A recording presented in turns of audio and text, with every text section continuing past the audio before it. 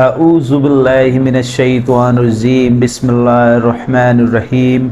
उम्मीद करते हैं कि आप सब खैरियत से होंगे और जहाँ कहीं भी होंगे बहुत खुश होंगे और अपनी अपनी जिम्मेदारियाँ भरपूर निभा रहे होंगे। दोस्तों, बहुत अहम बातें चल रही हैं, लगातार वीडियोस बन रही हैं। आपका जो रिएक्शन है वो मुझे और थोड़ा सा कॉन्फिडेंस दे रहा है, तो मैं और बेहतर करने की कोशिश लगातार कर रहा हूँ। एक ऐसा टॉपिक जिस पर बात करना मेवात के लिए और हमारे लिए बहुत इम्पोर्टेंट है, जिस टॉपिक के बारे में हर कोई बात नहीं करना चाह रहा है, क्योंकि उस टॉपिक पर बात करने के लिए बहुत हिम्मत चाहिए।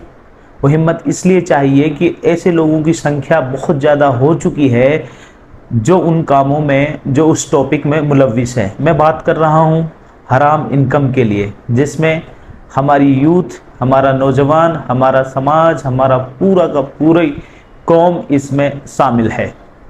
दरअसल हम थोड़ी सी बैकग्राउंड की बात कर लेते हैं।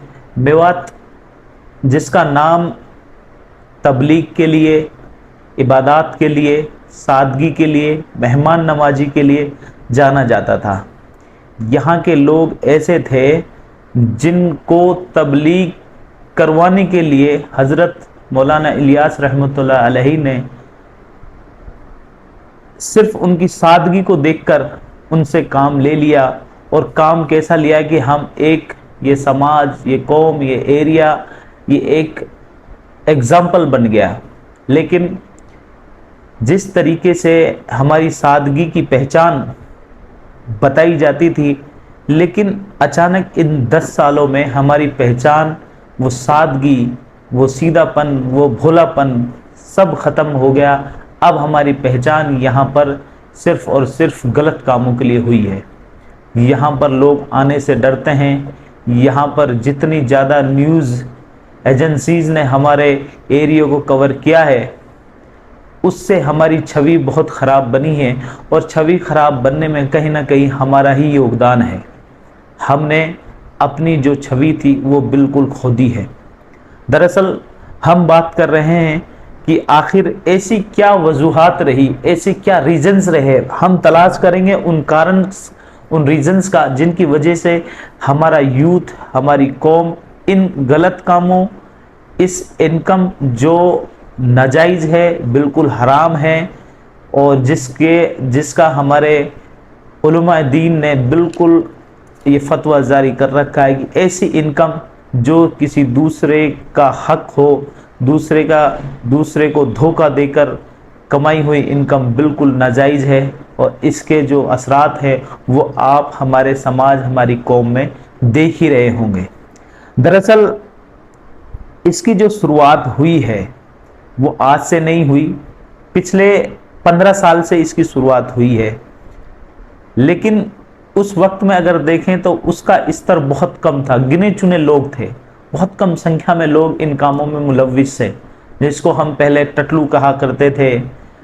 उसमें हमारे समाज के लोग बहुत कम मुलव्विस थे। मतलब आप यूँ मान लो कि इक्का दुक्के लोग थे और उनको बहुत बुरी नज़र से देखा जाता था। सबसे इम्पोर्टेंट बात जो है, उन लोगों की समाज में कोई वैल्यू नहीं हुआ करती थी।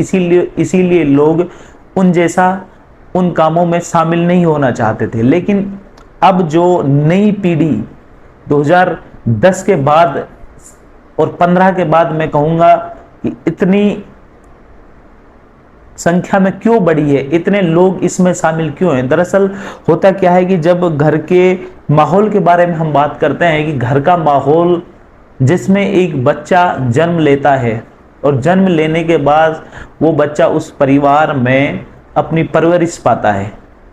लेकिन ये कहा जाता है कि जब बच्चा पैदा होता है तो वो हक पर होता है, यानी वो सही को सही जान रहा होता है, गलत को गलत जान रहा। अल्लाह ताला ने उस बंदे के अंदर इतनी काबिलियत दी होती है कि वो बंदा अपने खुद के जहन में बिल्कुल पाकीज़गी लिए होता है। लेकिन जब वो घर में अपने पापा को, अपने चाचा को या फिर अपने किसी बड़े को ऐसी किसी इनकम में शामिल हुआ देखता है जो नाजायज़ है, अब वो कैसे हो सकती है वो इनकम? या तो किसी गरीब से पैसा हड़प लिया, या कोई दलाली से पैसे घर में आए हैं, या फिर किसी गरीब जो नौकर है उसकी जो तनख्वाह है उसमें से पैसे काट लिए, धोखे से पैसे कमा लिए। तो उसके जहन में एक बार तो आता है कि आखिर ऐसा हमारे घर में हो क्यों रहा है, ये लोग ऐसे कैसे बातें कर रहे हैं कि हमने फलाने से इतने पैसे ले लिए, उससे दलाली कर रही, या फिर उसके पैसे वहां दबा लिए। तो जब बच्चा इन सब बातों को सीख रहा होता है तो वो क्वेश्चन कर रहा होता है, वो पेरेंट्स से एक बार के लिए पूछता जरूर है कि आखिर ऐसी क्या वजूहात रही कि पापा आपने फलाने के पैसे ऐसे ले लिए। तो उस बच्चे को वहां दबा लिया जाता है, वहां उसके ऊपर प्रेशर बना दिया जाता है कि इन बातों की कोई वैल्यू नहीं है, तुझे इन सब चीज़ों से कोई लेना देना नहीं है, जो हम कर रहे हैं वो सच है, वही हक है। तो बच्चे के जहन में ये आलूदगियाँ, ये बुराइयाँ वहीं से एंटर होना शुरू हो जाती हैं।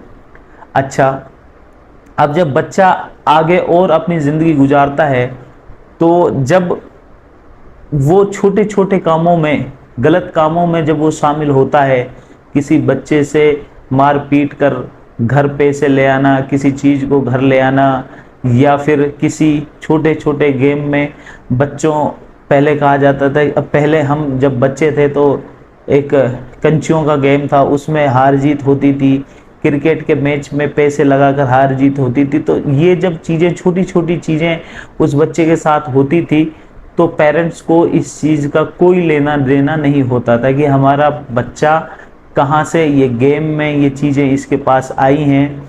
और किसी बच्चे की अगर कोई चीज़ वो लेकर आ जाता तो उसको कोई ज़्यादा डांट डपट नहीं दी जाती थी। इसलिए उस बच्चे के दिमाग में ये सेट हो जाता था कि ये जो हरकतें हैं, जो काम मैं कर रहा हूँ, किसी दूसरे की चीज़ें ले आना और इस तरीके से पैसे कमा लेना, या फिर जो मेरे पेरेंट्स कर रहे हैं वो यही सच है, यही हकीकत है। उस बच्चे के अनकॉन्शियस माइंड में ये चीज़ें सेट हो जाती हैं। अच्छा, फिर कंडीशन क्या होती है कि जब वो बच्चा और बड़ा हो रहा होता है तो वो घर की कंडीशन से भी, घर की जो इकोनॉमिक हालात हैं उनसे भी वो रूबरू होता है कि मेरे घर की कंडीशन क्या है, मेरे घर के जो इनकम के सोर्सेज हैं वो क्या हैं। वो इन सब चीज़ों को जहन में उसके ये चीज़ें सब रह रही होती हैं।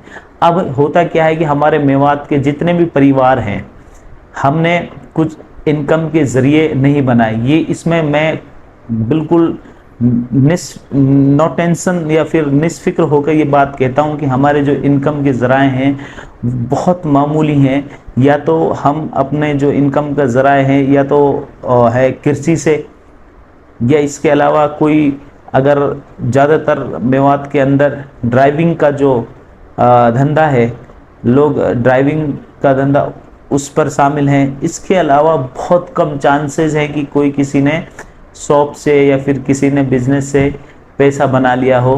तो जब बच्चे को घर की कंडीशन के बारे में पता होता है कि घर वालों के पास ज़्यादा पैसा नहीं है, घर वालों के पास इतना इनकम के सोर्सेज नहीं है, तो फिर वो महसूस करता है कि आखिर मुझे खुद से कुछ इनकम जनरेट करनी है। तो अब क्या होता है कि वो बच्चा इन सब चीज़ जो उसने ऑलरेडी अपने अनकॉन्शियस माइंड में ये फीड हो चुका है कि ये सब चीज़ें नॉर्मल है, कोई ज़्यादा बड़ी बात नहीं है, ऐसे किसी के पैसे हड़प लेना, किसी को झूठ बोलकर, किसी से धोखा देकर, तो उसके दिमाग में ये सेट हो रखा है कि ना तो पेरेंट्स ने मुझे डांटा और ना ही समाज में ये सब चीज़ें नॉर्मल है। अब क्या है कि जैसे ही ये सोशल मीडिया आया है, कुछ लोग जो पहले से इन कामों में शामिल थे, जिनकी मैंने आपसे पहले जिक्र किया कि उनकी संख्या बहुत कम थी, ना के बराबर थी, वो लोग, उन लोगों का तो जरिया यही था अपने घर परिवार को पालने का। तो जब उस लड़के को ये महसूस होता है कि घर में इतना कोई जरिया नहीं है इनकम का, अगर कोई बच्चा आगे पढ़ाई करना चाहता है तो या तो पेरेंट्स उसे मना कर देते हैं कि आपकी आगे की पढ़ाई के लिए हमारे पास इतना कोई खासा पैसा है नहीं, या फिर कोई बच्चा अपने आप से कुछ नया क्रिएटिव काम करना चाहता है, कोई नया बिजनेस सेटअप करना चाहता है, उसके लिए तो बिल्कुल भी नहीं है।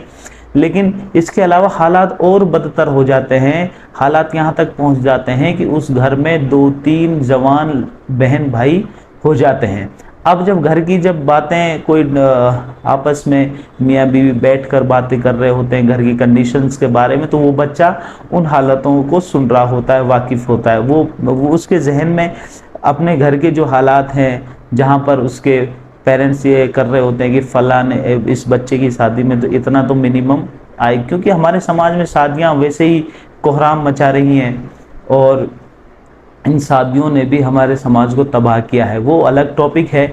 लेकिन अब जब वो बच्चे के सामने कंडीशन ये है कि उसके पढ़ाई के लिए पैसा नहीं है, उसके बिजनेस सेटअप के लिए कोई ऐसा कुछ खास सपोर्ट नहीं है, या फिर वो और इसके अलावा घर के जो हालात हैं उनमें भी वो ये दिमाग लगा रहा होता है कि यार कैसे सिस्टम चलेगा, क्योंकि पापा की कोई ज़्यादा बड़ी इनकम है नहीं, क्योंकि पापा ने तो सिर्फ अपने जो गुजारा है वो सिर्फ अपने पेट का और बच्चों को खिला पिला कर बड़ा कर दिया। लेकिन उस पेरेंट्स ने ये नहीं सोचा कि इस बच्चे को आगे पढ़ाने के लिए मेरे पास सेविंग्स क्या है, मेरे बच्चे जवान हो रहे हैं, इनकी शादियों के लिए मेरे पास सेविंग्स क्या है, अगर मुझे इन बच्चों की परवरिश बेहतर इक्विपमेंट्स लाने हैं, बेहतर परवरिश करनी है, बेहतर माहौल बना, उसके लिए भी उसके पास ख्यालात अच्छे हैं नहीं, क्योंकि ख्यालात तो दूसरे कामों में मुलविस है ना, और बहुत सारे काम हैं हमारे समाज के लोगों के पास।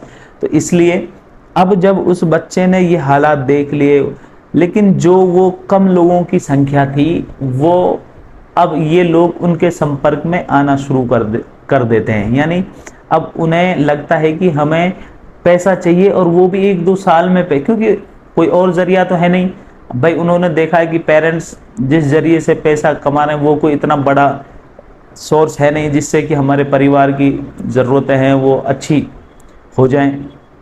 तो जब ये लड़के उन बच्चों के संपर्क में आते हैं तो वो धड़ल्ले से उनके बहुत करीब हो जाते हैं, बिल्कुल करीब होकर वो उनसे वो सारी बुराइयां सीख लेते हैं, और उसमें अपनी क्वालिटी जिसको कहते हैं वो बढ़ा लेते हैं। वो सोचते हैं कि एक जरिया मिल गया, अब इस बंदे का हमें हाथ पकड़ना है और यही हमारा गुरु है, यही हमारा सब कुछ है। अब और कई परिवारों में तो मेरे भाइयों मैंने ये देखा है कि खुद माँ बाप चलाकर उस बच्चे को कह रहे होते हैं कि फलाने के पास चला जा, वहां से जाकर कुछ सीख, उसने इतना कमा लिया, उसने इतने बड़े बड़े मकानात बना लिए, इतनी प्रॉपर्टी बना दी, उसकी जो चाल ढाल देखो, उसका जो कंडीशन है समाज में वो बहुत ऊंची है।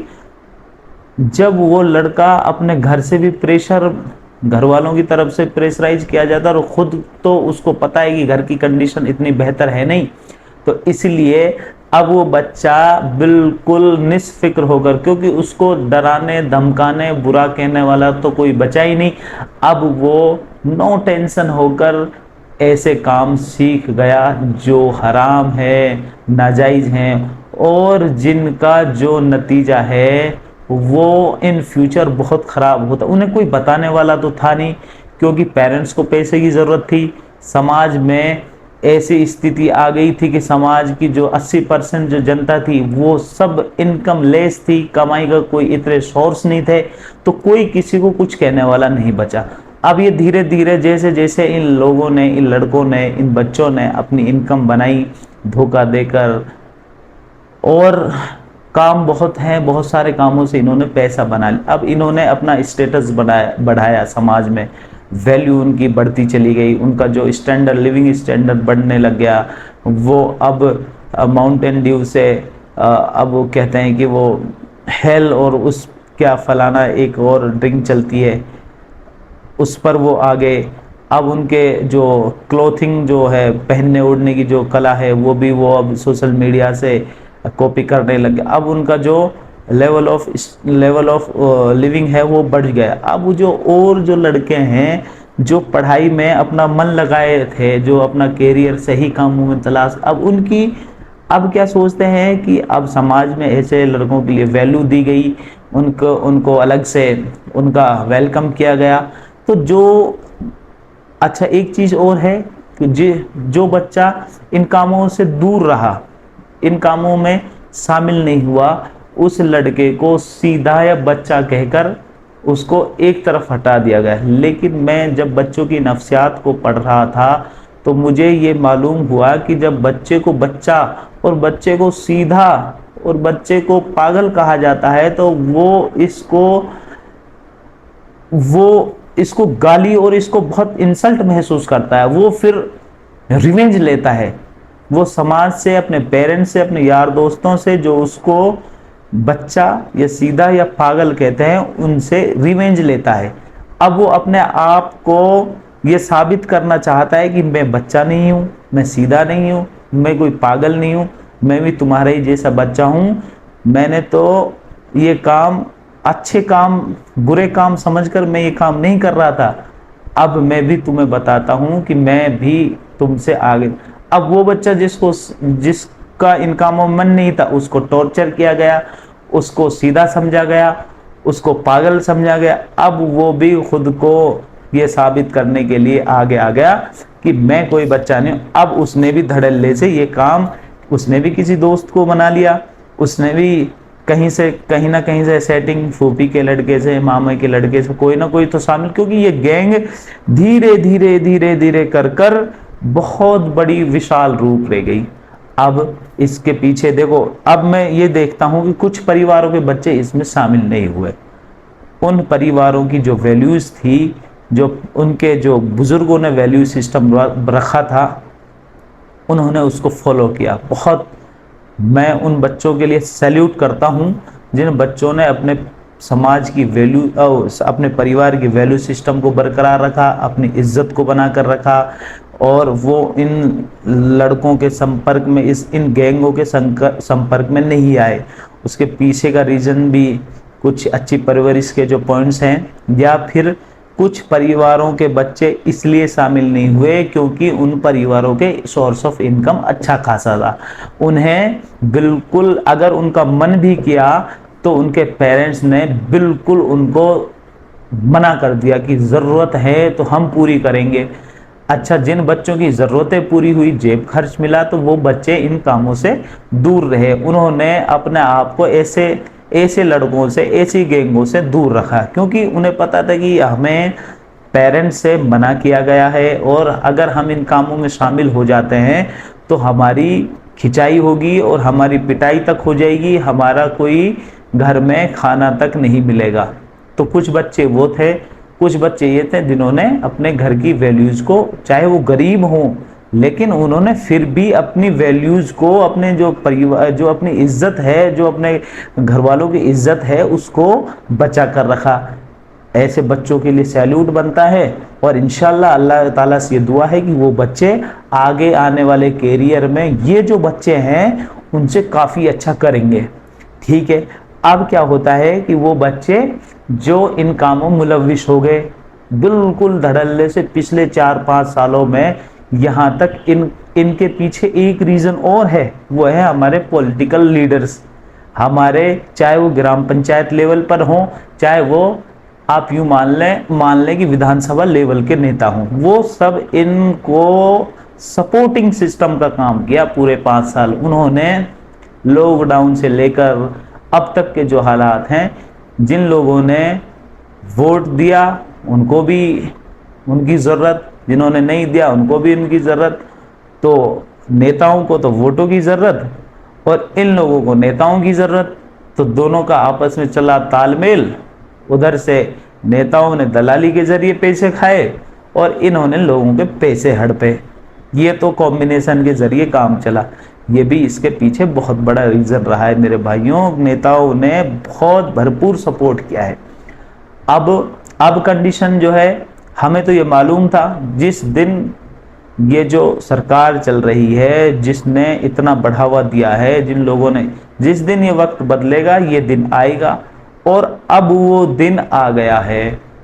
मैं इस बात को, और जो मेरे जैसे साथी जो समाज के हक में लड़ाई लड़ रहे हैं, वो यही कहना चाहते थे, बहुत दिनों से आवाज़ लगा रहे थे कि मेरे भाइयों, इन कामों को कम कर दो। एक टाइम था, एक लिमिटेड टाइम था जिसमें आपके लिए ये वक्त मिला था उसमें आपने किया, तो आपने अगर अब तक बंद नहीं किया, अब जो टाइम है उस टाइम में अब रिवेंज का बदला गया है, अब वक्त बदल गया है और अब जो हालात बने हैं वो हालात आपके सामने हैं। अब स्थिति यहाँ से और भी बदतर होगी अगर आप लोग अभी भी नहीं समझे, अभी भी आप लोगों के समझ में नहीं बैठ रही है। क्योंकि अब क्या हुआ है, सबसे बड़ा जो नुकसान है कि इन बच्चों के जो वैल्यू है, लाइफ गुजारने के सिस्टम्स हैं वो सेट हो गए हैं भाइयों। अब ये क्या कंडीशन होने वाली है कि ये जो बच्चे हैं, ये जो लड़के नौजवान हैं, इनको क्या है कि अब ये आदी हो चुके हैं अच्छी लाइफ स्टैंडर्ड इनकी इनके जो शौक़ हैं, इनके जो ख्वाहिशात हैं वो बहुत हायर लेवल पर हैं। मुझे तो ये डर है कि ये अगर ये काम, ये धंधे अगर बंद हो गए तो इनकी लाइफ स्टाइल है ये कैसे पूरी होगी, ये कहाँ से अपनी इस जो लग्जरी लाइफ स्टाइल इन्होंने गुजारी है पिछली 3-4 सालों में, ये कैसे उसको पूरा करेंगे। तो अब हमें और आप सभी को सचेत होने की ज़रूरत है। इन लोगों को कोई समाज में वैल्यू नहीं देगा। अगर वैल्यू नहीं देगा, क्योंकि इनको वैल्यू तो बहुत सारी मिल चुकी है, अब ये साइकोलॉजिकली वीक हो जाएंगे, अब ये स्थितियां बहुत ख़राब होने वाली हैं। इसलिए मैंने इस टॉपिक पर बात करने की ठानी थी कि यार ये जो कंडीशन जो बनी है इसके पीछे के जो अच्छा इसमें पीयर प्रेशर भी रहा है, यार दोस्तों का जो प्रेशर है, क्योंकि वो जो बच्चे शामिल थे उनको अपने यार दोस्तों जैसा बनना था, उनको शामिल होना था उस गैंगों में, क्योंकि जिसको समाज इतनी वैल्यू कर रहा था तो वो भी चाहते थे कि हम भी इनके समाज। अब जिन परिवारों ने दीन से दूरी बनाई उनके बच्चों का रिजल्ट आपके सामने है, और जिन परिवारों ने दीन से दूरी नहीं बनाई, जिन परिवारों की दीन की अच्छी समझ थी, उन्होंने अपने जो दीन की समझ को अपने बच्चों के अंदर उतारा, तो वो बच्चे भी इन कामों से बच गए। तो मेरे यार, मेरे भाइयों, मेरे दोस्तों, मैं यही कहना चाहता हूँ कि अपनी लाइफ को ट्रैक पर ले आएं, अपने जो रिज़्क़ कमाने का जो ज़रिए हैं उसको हलाल कर लें, क्योंकि ये एक वक्त था जो गुजर चुका है, अब ऐसा वक्त नहीं आने वाला। इसलिए मैं उम्मीद करता हूँ कि अब आपको संभलना चाहिए। अगर अब नहीं संभले तो आपके परिवार जिस तरीके से अभी कंडीशन बनी है मेवात में, वो बहनें, वो सीधी सादी बहनें रो रही हैं, घरों पर इंतज़ार कर रही हैं। किसी बच्चे को 6 महीने, किसी को साल भर जेल के अंदर काटते हुए हो गए हैं। तो अगर आपको इन आंसुओं की कीमत अदा करनी है तो आप प्लीज़ इन कामों से दूर हट जाइए और अपने लिए और गोल तलाश कीजिए, अपने बिजनेस सेटअप्स कीजिए, क्योंकि आपके पास जो भी पैसा आ चुका है जो कि नाजायज़ है, लेकिन फिर भी अगर आप इनको छोड़कर किसी काम में अगर इन्वेस्ट करते हैं तो भी थोड़ा ठीक होगा। इसलिए मैं आपसे कहता हूँ कि आप इन्हें छोड़कर कम से कम हलाल की तरफ आ जाइए, और ये काम अब आगे नहीं चलने वाले। इसलिए उम्मीद करता हूँ कि इस वीडियो के ज़रिए आपको कुछ समझ में आएगा, और ऐसी कुछ वीडियोज़ में आपके सपोर्ट की ज़रूरत है, आपकी मोहब्बत की ज़रूरत है। अस्सलामु अलैकुम व रहमतुल्लाहि व बरकातुहू।